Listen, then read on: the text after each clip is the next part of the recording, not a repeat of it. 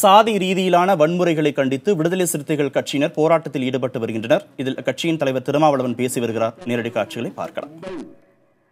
ஒரு செயல் திட்டமாக வரையறுத்து செயல்பட்டுக் கொண்டிருக்கிறது.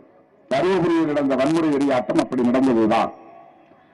தருமபுரியில திடீரென்று ஏற்பட்ட ஒரு வன்முறை தாக்குதல் அல்லது ஏறத்தாழ 2 ஆண்டு காலம் ஆலோசனை செய்து விவாதங்களை நடத்தி எப்படி இழந்த அரசியல் செல்வாக்கை மீட்டெடுப்பது. இனிமேல் திமுக வாசலிலும் போய் நிற்க முடியாது, அதிமுக வாசலிலும் போய் நிற்க முடியாது. அடிக்கடி அணி மாறி எல்லோரும் நம்மை காரி துப்புகிறார்கள்.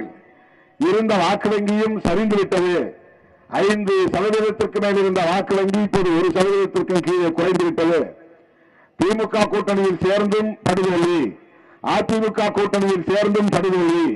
இனிமேல் இந்த 2 அணிகளுக்கு மாற முடியாது, மாறினாலும் வெற்றி பெற முடியாது என்ற நிலைக்கு தள்ளப்பட்ட பிறகு ஒரு கட்சி, சாதியால் உருவான கட்சி, சாதியால் பயன்பெற்ற கட்சி, சாதியால் குளிர்காய்ந்து கொண்டிருக்கிற கட்சி